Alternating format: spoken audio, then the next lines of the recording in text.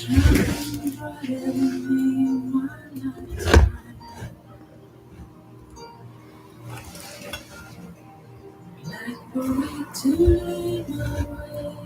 you here with me? Can you hear the music? All right.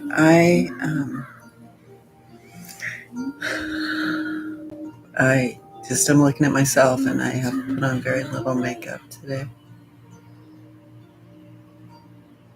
which is interesting when I look at myself with makeup and then without.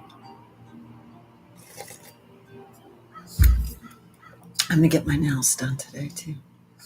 All right, I'm gonna stop this live and restart. If you didn't catch the end of my last live, that's when I talked about what happened with me and the eye doctor. And I'm going to stop this and restart, I think. Or I could just keep going, I guess, because I can edit. I'm just thinking through. It's Monday, and I'm listening to this music, too. I don't know if my microphone can pick it up.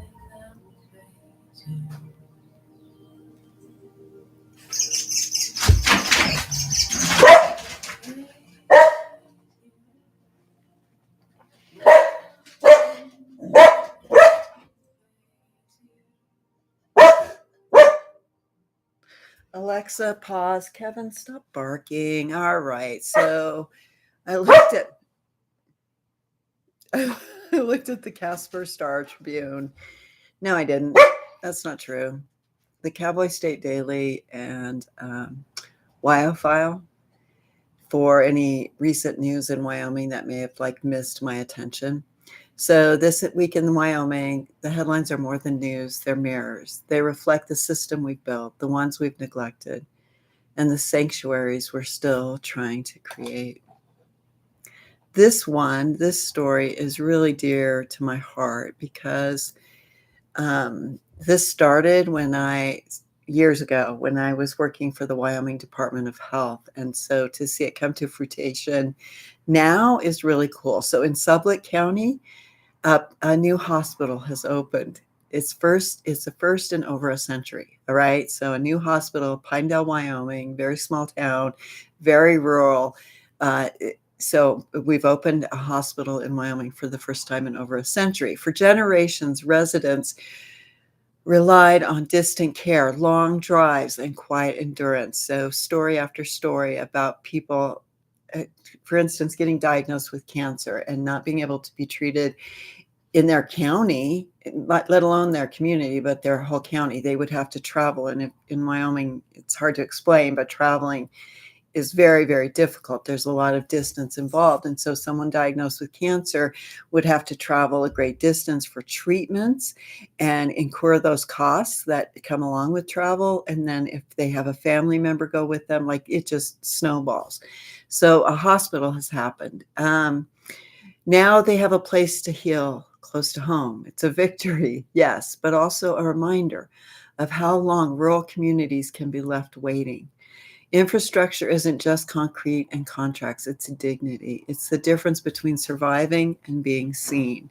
That's really touches my heart that the hospital has opened. I'd like to go up there and see it. On the Wind River Reservation, a tribal farm has taken root. The Wind River Food Sovereignty Project is more than agriculture. It's reclamation, a sanctuary where land, culture, and healing converge in a world that often extracts. This is a space that restores. It's Indigenous-led, trauma-informed, and community-powered. And it's exactly the kind of story that needs to be amplified. So good job, Wind River Indian Reservation, for your tribal farm food sovereignty project. Man, that's an amazing thing to have food sovereignty, to know that you're going to have food, right? There's a meal waiting for you, to not go to bed hungry, to not wake up hungry and not be able to eat. Those are huge factors for anyone, just basic human right? To go to bed with a full stomach and wake up and be able to get food and, be able to do what you need to do today. So good job, Wind River Indian Reservation. or reservation. All right, but not all stories this week offer comfort. This one, again, touches my heart. A mother is suing a mental health provider after her daughter, who underwent ketamine therapy, killed her 2 children and herself. So, a mother with postpartum depression, probably PTSD, we don't know, has killed her 2 children. And so her mother, the mother of the mother, and not, I think it might have been more than 2 children. But anyway, I think there were 4 children involved. I'm not sure of the whole story. But anyway, her mother now is suing the clinic that prescribed ketamine to her daughter because her daughter went home with unsupervised care on the ketamine to her children. Right. So she went on. It's a tragedy that defies words. That's so true. And it's forcing a reckoning. So what happens when innovation outpaces oversight? When desperation meets a system with no guardrails? Mental health care, especially in rural states like ours, must be ethical, accessible, and accountable. Anything less is a risk we can't afford. Okay, I'm going to go into more about ketamine and the healthcare crisis in rural communities. And not to say like urban areas are just more significant. I mean, I don't have the data in front of me, but I live in a rural state, so I can talk about rural, but I am very much aware that in urban areas, in metropolitan areas, in larger cities, this same issue is expanded. There are more people. It's a little easier to get care in a urban area, but not in a suburban area, right? If you live in a suburban area, it can take you a long time to get to somewhere to get care as well. Okay. So I talk about rural because that's what I know. But I'm also aware of a much, much bigger picture about mental health and healthcare and how we access that. And ketamine. Okay, and what ketamine's doing. So want to talk a little bit about that. All right. Meanwhile, changing the scope here. In Albany County, officials are applying for Homeland Security funds to create an anti-terrorism task force. Okay, the language is familiar. Preparedness, safety, vigilance. But we must ask, whose safety? Whose surveillance? In a time when civil liberties are fragile, transparency matters more than ever. So hopefully Albany County officials will do a lot more investigation into that before they actually make that a reality. All right.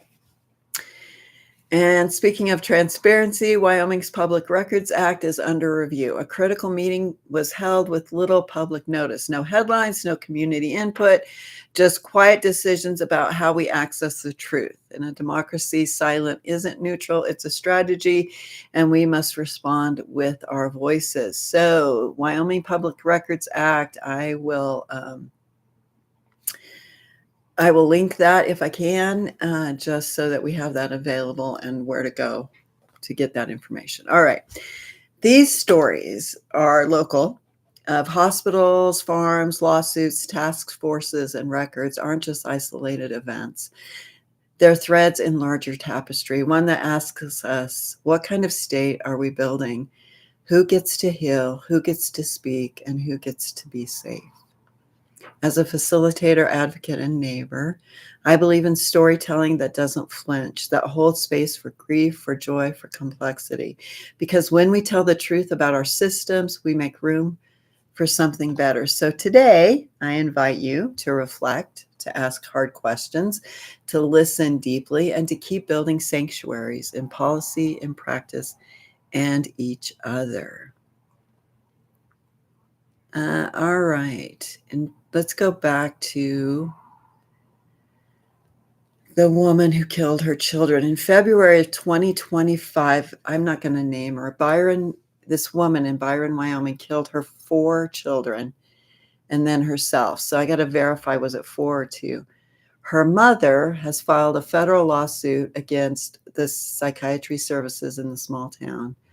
alleging that the clinic negligently prescribed ketamine for at-home use against best practices and without proper supervision. Okay, what are the legal claims? The legal claims are improper administration. This lawsuit alleges Harshman was allowed to take ketamine at home, which is considered unsafe for psychiatric treatment due to its dissociative effects. I wonder if she was prescribed on a Friday and everybody was taking the weekend off. I don't know. Okay, I'm just wondering. Negligent monitoring. The clinic is accused of failing to assess Hartman's suitability for ketamine and not monitoring her use. Mental health context. Harshman was reportedly being treated for PTSD and postpartum depression. Toxicology reports showed high levels of ketamine and anti-anxiety medication. Man, I don't know. I just, it's a sad story. And my head is spinning stories, right? My head is spinning all sorts of stories that are not true. They're just in my head. Like I have no validation for them. So I'm going to keep them in my head. I'm not going to share like this, what I think or what I imagine or what I assume happened. All right. Lawmakers react. The tragedy has prompted Wyoming's Joint Labor, Health, and Social Services Committee to examine the role of psychiatric drugs in suicide and violence. Psychiatric drugs in suicide and violence have been proven to be effective with proper use.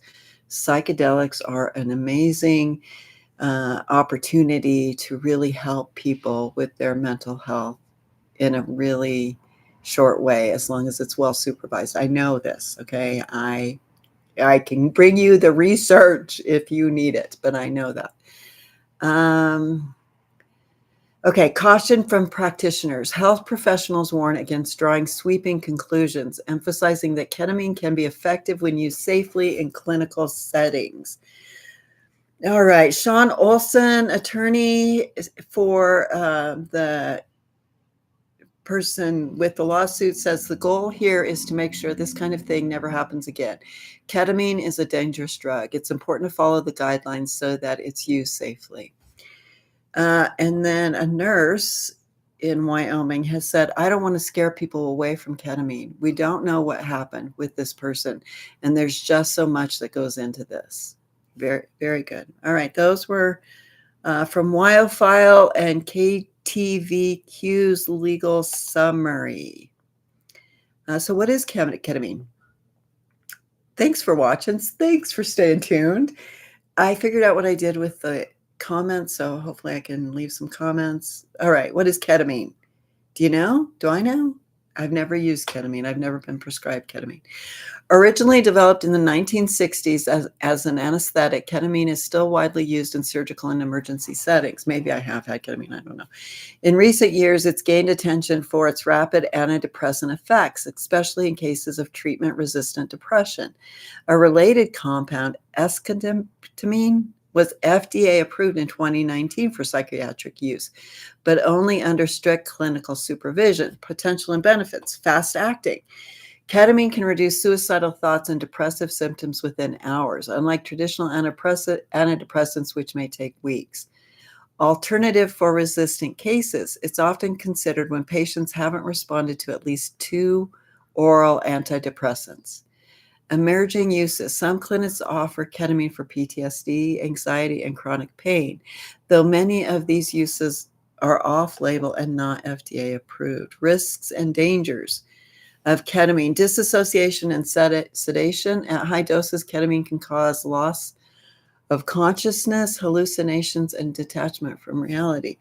Addiction potential. Chronic misuse can lead to dependency, especially when used outside of clinical settings.